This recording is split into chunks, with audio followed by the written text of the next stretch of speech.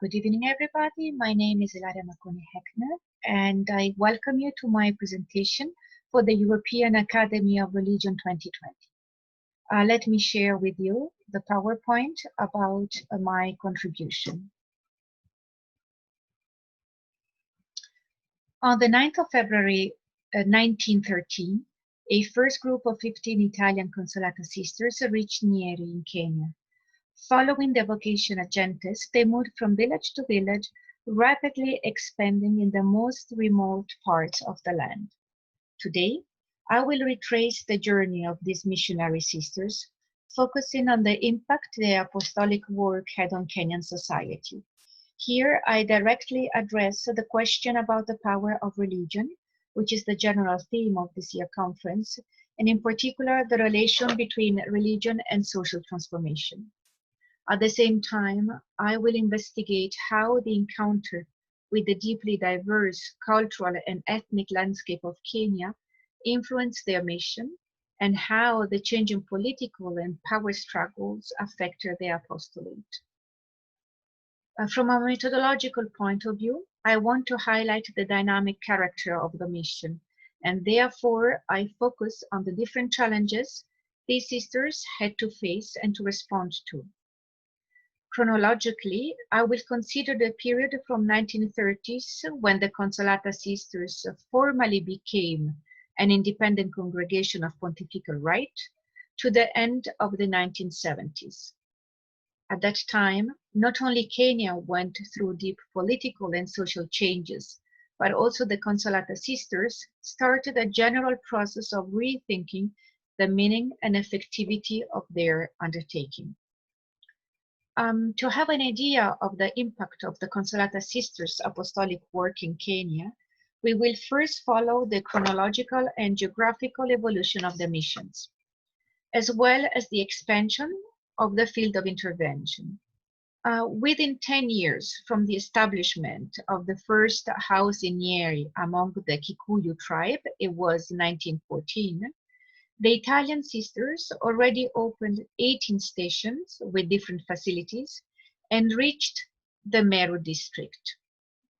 As you can see from the map here, in the following years, decades, actually they expanded also east to Embu, south Murang'a and Nairobi, and north to Maralal and Marsabit districts. Later, they also reached the diocese of Kisumu and Mombasa. At the core of their apostolate was the daily visit to the villages. The aim of those visits was to establish a trustworthy relation with the local population, to teach catechism, as well as to take care of the poor and of the sick.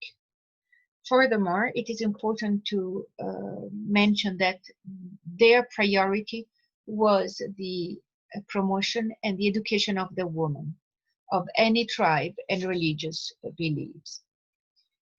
When the sisters established, each time the sisters established a new mission, they first opened a dispensary, a nursery, and a primary school.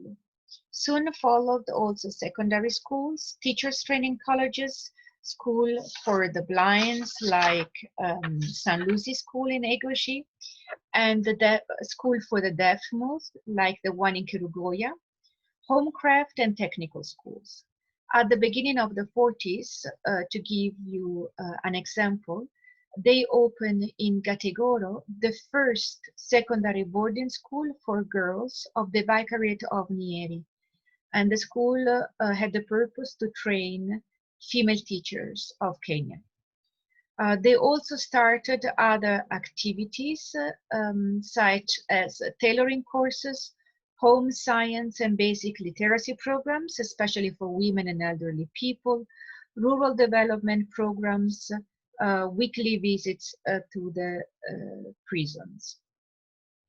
In the health sector, besides dispensaries, they also built hospitals, mobile clinics, maternity clinics, mother and child clinics, The first schools for certified nurses and midwives were also opened by the Consolata sisters inside their hospital of Nieri Madari. As you can see in the social welfare sector, they also opened dormitories, Murangu, for the girls, orphanages for boys and girls, the Flora hostel, a hostel for students of Nairobi, and different Action Catholic clubs.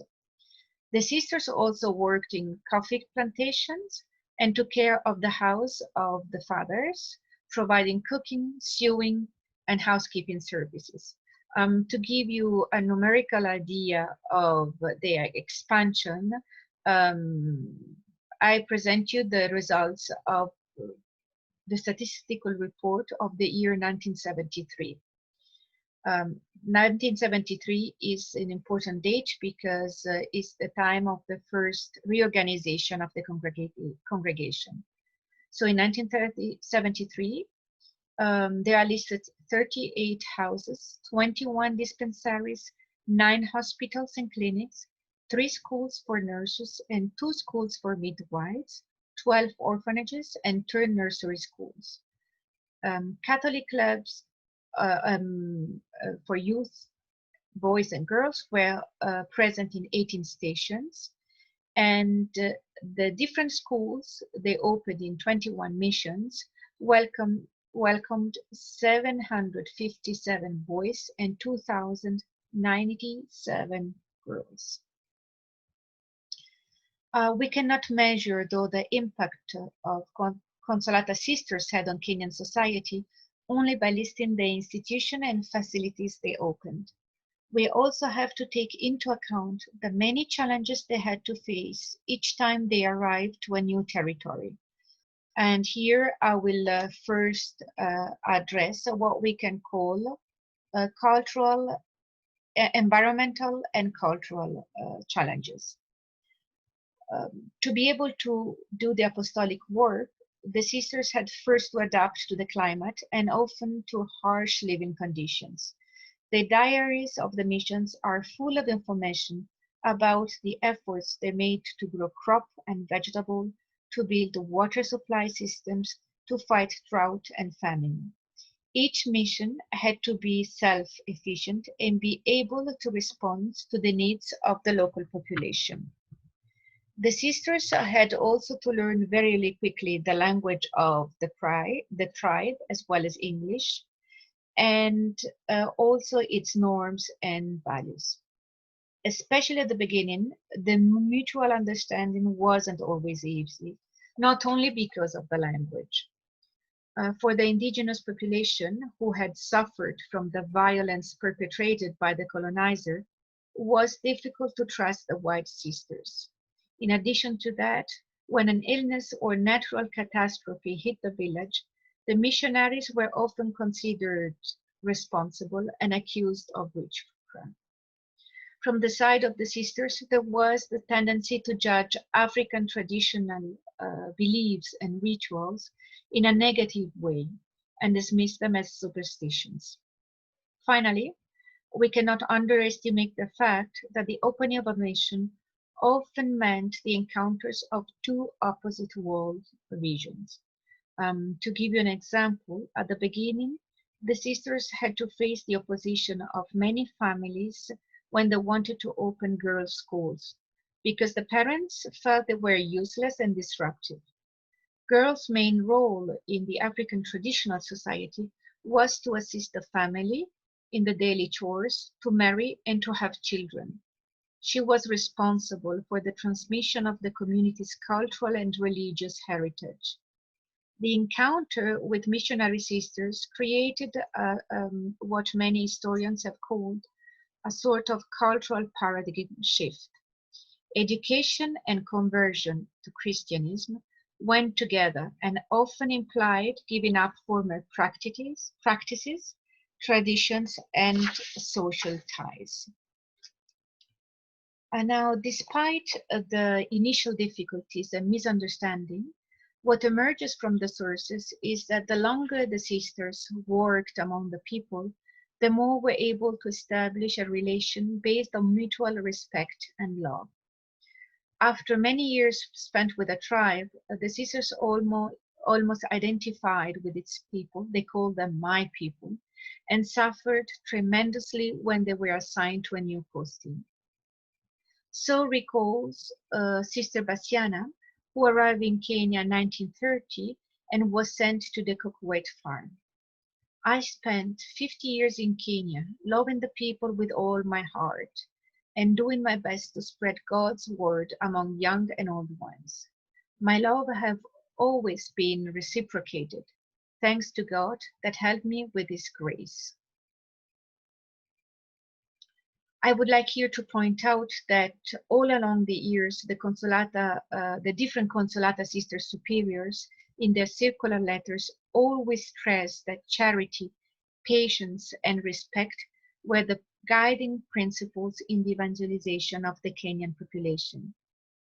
Finally, the Consolata Sisters Delegational Conference of 1973 formally stated that the motive of every decision is love, and that in their evangelization efforts, the missionary sisters must respect the African person, his culture, and life context, environment at all costs.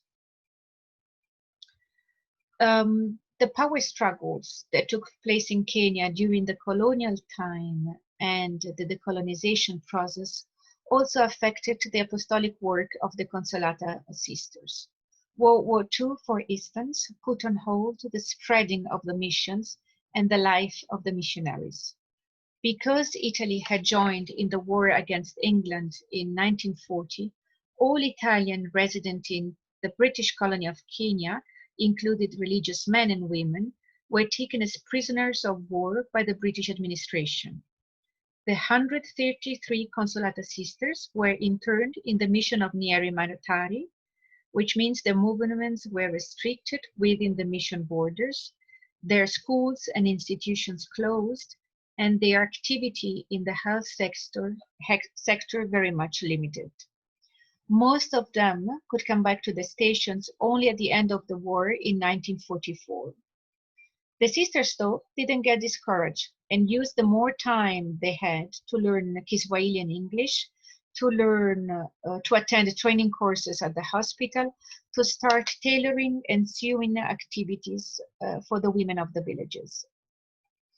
Soon after their internation, because the British government couldn't guarantee the functioning of many of the local schools and training centers without the religious fathers and women, the sisters took up many of the tasks of the fathers, and for instance, they started running also boys' schools. During the wartime, Consolata sisters had also to suffer from a defamation campaign organized by the British authorities, and at the end of the war, at the beginning of the 50s, from an anti-white propaganda, as the idea of self-government grew stronger in the mind of the Kenyan people. Anger and frustration finally led to the Mau Mau rebellion against the colonial administrations, and the Consolata sisters were caught in the violence that resulted. In many missions around Nyeri, in Meru, because of the Mau Mau influence and of the security measures imposed by the British government, the attendance at the dispensaries and schools drastically diminished. Even more painful for the sisters who considered themselves as part of the local communities was the resentment that the Mau Mau rebels had against them. When independence was proclaimed on the 12th of December 1963, the Consolata sisters wrote it was a great day for Kenya and looked with optimism to the future. Many of the changes initiated by the new Republican government, though, represented also new challenges for them. Because of the Africanization of the education, for instance, in some cases the sisters had to leave the schools they had built, and in many others they had to adapt their school programs to the government prescriptions. In addition to that, as Nicolas Oviedo pointed out in his master thesis, during the struggle for independence and in the immediate post-colonial period, many Africans, I quote, began to struggle with the question of how to differentiate the former white European colonizers and the white European Christian missionaries. After independence, the country experienced a deep transformation process in many sectors of the society. New needs arose, especially regarding the education and formation of a class of citizens able to take the lead. As the sisters wrote in their bulletin of November 1964, finally Black people could have access to all kinds of careers, but there were not enough institutions to train them. The Consolata sisters then started to adapt educational offers to the modern times, and, I quote again, to the new hunger for schools. Already in 1964, to give you a specific examples, they opened in Gitoro, which is in the Meru Diocese, the Women's Social Institute. And I quote, with the purpose of supporting and accompanying the African woman in her new social evolution.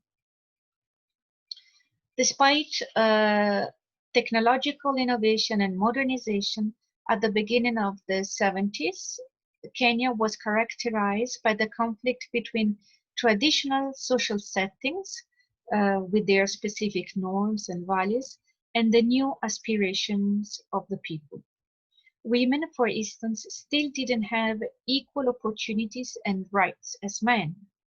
The Consolata sisters, as we can read in many bulletin articles of the time, were very well aware of the conflictual situation and of the necessity to reset their pastoral engagement, also paying more attention to the younger generations.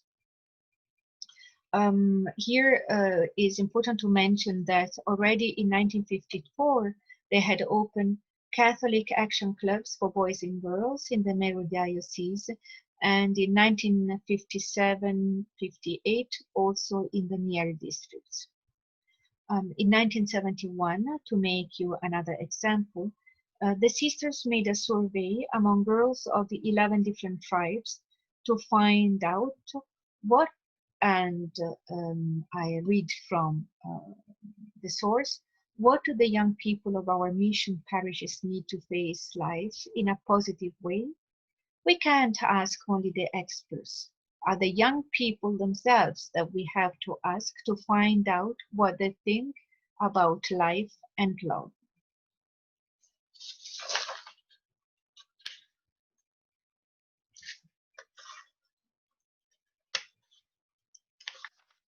The results of this survey were that actually the value system of the younger generation was rapidly changing, and that the family, the traditional family, was losing their guiding love in their life. The Consolata sisters' mission was not only affected by events and factors directly related to the specific cultural, social, and political local context in which they were immersed. It was also deeply influenced by changes and events happening within the congregation as well as in the Catholic Church in general. Vatican Council II, for instance, motivated the Church to find a more positive approach to modernity and to rethink the relation with non-evangelized people. And as we know, this indirectly also opened the door to a general vocational crisis. From 1970s on, because of the lack of personnel and because of the growing age of the sisters, Also, the Consolata congregation started a discussion about redimensioning, downsizing, and giving a new meaning to their presence in Kenya. They started then handing over many of their schools, hospitals, and institutions to local congregations. This was done also in order to be truthful to their original charism, meaning to serve the most vulnerable people in the most neglected areas. As a matter of fact, from the mid-60s on, this sisters' presence became more significant also among the forgotten nomadic population of the Marsabit district that we have seen on the map is in the semi-arid area of northern Kenya. Here, the missions of Sauthor and Wamba, the so-called missions in the deserts, were opened in 1966, Layangolani in 1968, with several schools, orphanage, and even a district hospital in Wamba. So I now come to my conclusion. Looking back at the centenary history of the Consolata sisters in Kenya, we cannot deny that their apostolic work positively contributed to improve the living conditions of many people, especially girls. In several areas of the country, Consolata schools and training centers and empowerment programs were the only ones available for the female population, regardless of her tribe, religious beliefs, and age. Their mission hospitals and dispensaries were often the only healthcare facilities for the local population, as well as other welfare institutions like orphanages, youth centers, and schools for children with special needs. We have also seen that the diverse cultural setting of Kenya and the various power struggles that took place at the time caused frictions, setbacks, and misunderstanding. But there were also great opportunity for the sisters to rethink the true meaning of their evangelization mission and to adapt it to the needs of the people. I will conclude with a quote of 1964 from the Sisters Bulletin, the Echo, that in my opinion summarized very well the essence of Consolata Sisters' mission in Kenya and their attitude toward the country. Here the sisters wonder what future independent Kenya will have and write. If she, Africa, is able to absorb what is good of the ancient cultures, we think she will develop in her own original way and with the time enrich the world's heritage. But she must remain faithful to herself and will be able to do so only if the gospel of God will elevate her.